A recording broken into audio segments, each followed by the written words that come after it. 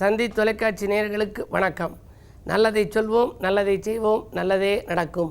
ஒரு வாழ்க்கையில் நல்லது நடக்க வேண்டும் என்று சொன்னால் நல்லதை சொல்ல வேண்டும், நல்லதை செய்ய வேண்டும். அந்த அடிப்படையில் இன்றைக்கு 26/9/2015 சனிக்கிழமை சதயம் நட்சத்திரம் இரவு 11:12 வரை, பிறகு பூரட்டாதி நட்சத்திரம். இன்றைக்கு நான் உங்களுக்கு சொல்ல இருக்கிற நல்ல கருத்து, தாக்குதல் இல்லாத வாழ்க்கைக்கு நோக்க வேண்டிய பொருத்தம் வேதை பொருத்தம். பொருத்தங்கள் மொத்தம் 10. அதில் வேதை பொருத்தம் என்று ஒரு பொருத்தம். பல தம்பதியர்கள் பார்த்தால் வாழ்க்கையிலே பிரிந்திருப்பார்கள். காரணம், எந்த நேரத்தில் தாலி கட்டினோமோ, எப்படி பொருத்தம் பார்த்தார்களோ தெரியவில்லை என்றெல்லாம் சொல்வார்கள். இப்படி அவர்கள் பிரிந்திருக்கிற காரணத்தை நாம் அறிந்து கொள்கின்ற பொழுது, வேதை பொருத்தம் நன்றாக இருந்தால் அவர்களுக்குள் அந்யோன்யம் அதிகரிக்கும். பிரிந்து வாழும் சூழ்நிலை இருக்காது. ஒரு சிலர் தொழில் சம்பந்தமாக பிரிந்து வாழலாம். அந்நிய தேசத்திலே கணவர் இருப்பார், இங்கே தாய்நாட்டிலே மனைவி இருப்பார்கள். ஒரு சிலர் சண்டை சச்சரவாலே பிரிந்து வாழ்வார்கள். இப்படியெல்லாம் பிரிவுகள் ஏற்படாமல் இருக்க நாம் எதை பார்க்க வேண்டும் என்றால், வேதை பொருத்தம் என்று ஒரு பொருத்தம். அந்த பொருத்தத்தை பார்க்க வேண்டும். அந்த வேதைக்கென்றே ஒரு பாடல் இருக்கிறது. சாதனை படைக்கும் வாழ்வமைய சார்ந்த துணையுடன் பிரியாமல் சோதனையின்றி இணைந்திருக்க சுகமும் நலமும் சூழ்ந்திருக்க வேதை பொருத்தம் மிக தேவை. விரும்பும் 2 உள்ளங்கள் மோதாதிருக்க வழிகாட்டும் முத்தன வாழ்க்கை உருமாறும் என்று ஒரு கவிதை. பொதுவாக 2 உள்ளங்கள், அதாவது தம்பதியர்கள் அந்யோன்ய உறவு ஏற்பட பிரிந்திருக்காமல் இருக்க வேண்டுமானால் வேதை பொருத்தம் அவசியம். வேதிக்கும் நட்சத்திரங்கள் எவை எவை என்பதை நீங்கள் அறிந்து கொள்ள வேண்டும். அசுவதிக்கு கேட்டை நட்சத்திரம் வேதை, பரணிக்கு அனுசம் நட்சத்திரம், கிருத்திகைக்கு விசாகம் நட்சத்திரம், ரோகிணிக்கு சுவாதி நட்சத்திரம், திருவாதிரைக்கு திருவோணம் நட்சத்திரம், புனர்பூசத்திற்கு உத்திராடம் நட்சத்திரம், பூசத்திற்கு பூராடம் நட்சத்திரம், ஆயில்யத்திற்கு மூலம் நட்சத்திரம், மகத்திற்கு ரேவதி நட்சத்திரம், பூசத்திற்கு உத்திரட்டாதி நட்சத்திரம், உத்திரத்திற்கு பூரட்டாதி நட்சத்திரம், அஸ்தத்திற்கு சதயம் நட்சத்திரம், மிருகசீஷம், சித்திரை, அவிட்டம் அவை ஒன்றுக்கொன்று வேதை. இவையெல்லாம் இந்த பொருத்தத்திலே வரும். எப்படித்தான் நாம் வாழ்க்கையை தொடங்கினாலும் பொருத்தம் பார்ப்பது நல்லது. அந்த பொருத்தத்திலே 10 பொருத்தங்கள் முத்தான பொருத்தம். அந்த 10லே இந்த வேதை பொருத்தம் என்பது ஒரு பொருத்தம். தாக்குதல் இல்லாத வாழ்க்கை நமக்கு அமைய வேண்டுமானால் நாம் நோக்க வேண்டிய பொருத்தம் இது என்று சொல்வது வழக்கம். பல தம்பதியர்களுக்குள்ளே ஒற்றுமை குறைச்சலாலே இக்காலத்தில் ஈகோ பிரச்சனை வருகிறது. சம்பாத்தியத்திலே பெண்ணின் சம்பாத்தியம் கூடுதலாக இருப்பதால் வருகிறது. இப்படி இருந்து நாங்கள் பிரிந்திருக்கிறோமே, எப்பொழுது சேருவோம் என்றெல்லாம் சொல்லி என்னிடம் கேட்பார்கள். அப்படி இருக்கிற பிரிந்த தம்பதியரை இணைத்து வைக்கிற ஸ்தலங்கள் தமிழகத்திலே நிறைய இருக்கிறது. எனவே வேதை பொருத்தம் பொருத்தமில்லாமல் இருந்து வாழ்க்கையில் பிரிந்திருந்தால் கூட அந்த பிரிந்த தம்பதியரை இணைத்து வைக்கின்ற தெய்வமாக தமிழகத்திலே பல ஆலயங்கள் இருக்கின்றன.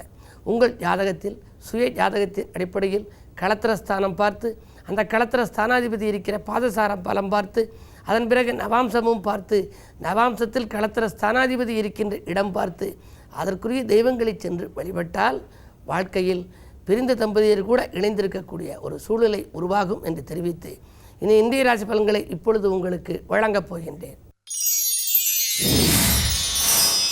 மேசராசி நேயர்களே, ஏற்றத்தாழ்வு நிலை மாற இறை வழிபாடு தேவைப்படும் நாள். இல்லம் தேடி நல்ல தகவல் காலை நேரத்திலேயே உங்களுக்கு வந்து சேரலாம்.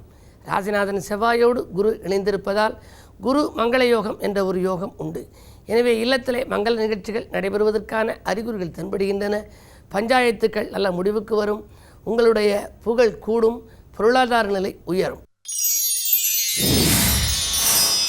ரிஷபராசி நேயர்களே, உங்களுக்கெல்லாம் அதிக உழைப்பிற்கு ஆதாயம் கிடைக்கும் நாள். இன்றைக்கு நீங்கள் கூடுதலாக உழைத்தால் கூட அதற்கேற்ற விதத்தில் உங்களுக்கு ஆதாயம் கிடைக்கும். ஆசைப்பட்ட பொருட்களையெல்லாம் வாங்கி மகிழப் போகின்றீர்கள். வங்கி சேமிப்பு உயரும். வழக்குகளில் திசை திருப்பங்கள் ஏற்படலாம். ராஜநாதன் சுக்கிரன் 3லே சகாயஸ்தானத்தில் இருப்பதால் பெண்வெளி பிரச்சனைகள் நல்ல முடிவுக்கு வரும். இல்லத்தில் நல்ல சம்பவங்கள் நடைபெறுவதற்கான அறிகுறிகள் தென்படும். மிதுனராசி நேயர்களே, அதிக விரயத்தால் அல்லல் ஏற்படும் நாள். அரைகுறையாக பல பணிகள் இருக்கிறதே என்று கவலைப்படுவீர்கள். உங்கள் ராசிநாதன் குருவோடு இணைந்திருக்கிறார், செவ்வாயோடும் இணைந்திருக்கிறார். 6க்கு அதிபதி செவ்வாய். எனவே உத்தியோகத்தில் திடீர் மாற்றங்கள் ஏற்படலாம். ஒரு சிலருக்கு பணியிடத்தில் மாற்றம் ஏற்படும். ஒரு சிலருக்கு சரியில்லாத இடங்கள் சஞ்சலங்களை கூட கொடுக்கலாம். இந்த நாளை இனிய நாளாக அமைத்துக்கொள்ள கிழமை சனி என்பதனாலே சனி பகவானை வழிபாடு செய்யுங்கள். சனியின் சன்னதியிலே கவசம் பாடுங்கள். எல்தீபம் ஏற்றி நீங்கள் வழிபட்டால் உங்கள் சொல்லும் சொல்லுக்கு சனி பகவான் செவி சாய்ப்பார், வரங்களை கொடுப்பார். கடகராசினியர்களே, உங்களுக்கு சந்திராஷ்டமம். பக்கத்தில் உள்ளவர்களால் பகை ஏற்படுகின்ற நாள்.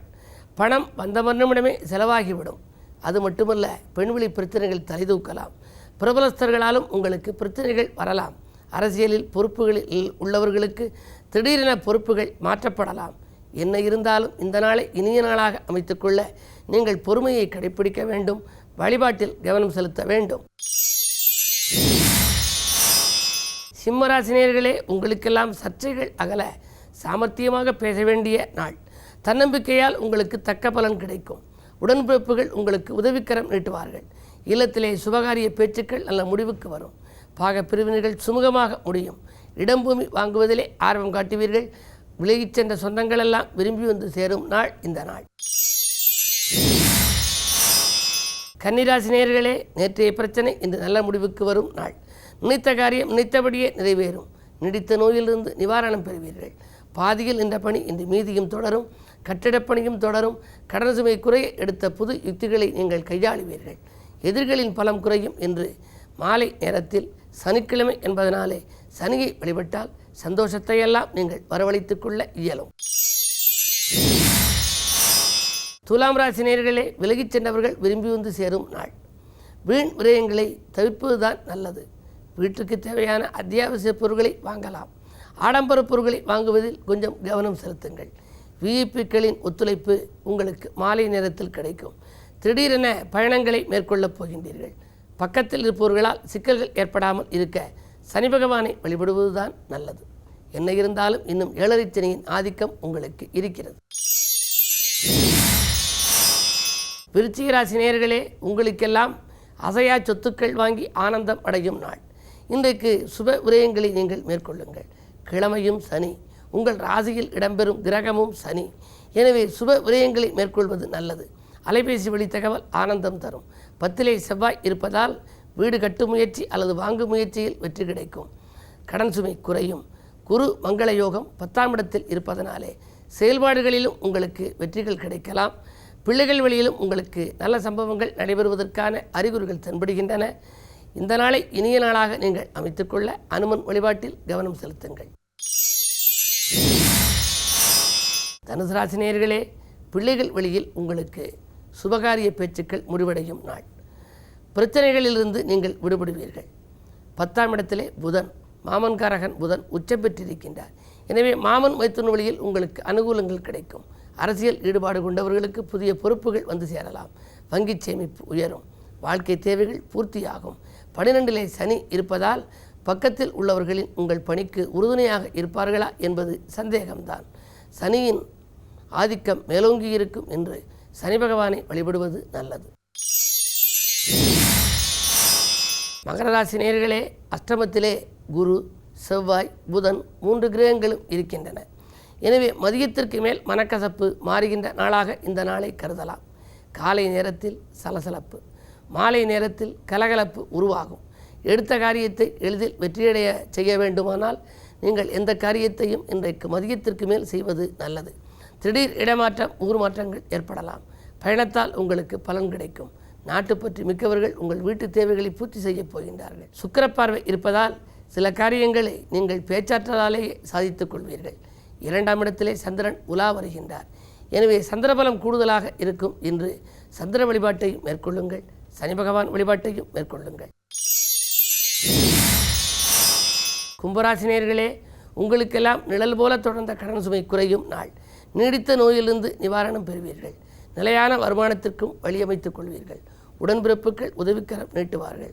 உற்றார் உறவினர்களும் உங்களுக்கு உதவிக்கரம் நீட்டுவார்கள். வீடு கட்டும் முயற்சி அல்ல வாங்கும் முயற்சியிலும் உங்களுக்கு அனுகூலம் உண்டு. ஆலய வழிபாடு ஆனந்தம் வழங்கும். மீனராசினியர்களே, உங்களுக்கெல்லாம் விலையுயர்ந்த பொருட்கள் வீடு வந்து சேரும் நாள். அரைகுறையாக நின்ற பணிகளை செய்து முடிப்பீர்கள். பிள்ளைகள் நலங்கிறது எடுத்த முயற்சிகளில் வெற்றி கிடைக்கும். பிள்ளைகளின் கல்யாண கனவுகளை நனவாக்க முன்வருவீர்கள். விருப்ப ஓய்வில் வந்து ஏதேனும் தொழில் செய்யலாமா என்ற சிந்தனை ஒரு சிலருக்கு மேலோங்கலாம். புதனின் ஆதிக்கம் மேலோங்கி இருப்பதால் உடன்பிறப்புகள் மட்டுமல்ல உடன் இருப்பவர்களும் ஒத்துழைப்பு செய்வார்கள். மாமன் மைத்துனர் வழியிலும் உங்களுக்கு ஒத்துழைப்பு கிடைக்கும். மகத்தான நாள் இந்த நாள். மேலும் விவரங்கள் அறிய தினத்தந்தி படியுங்கள்.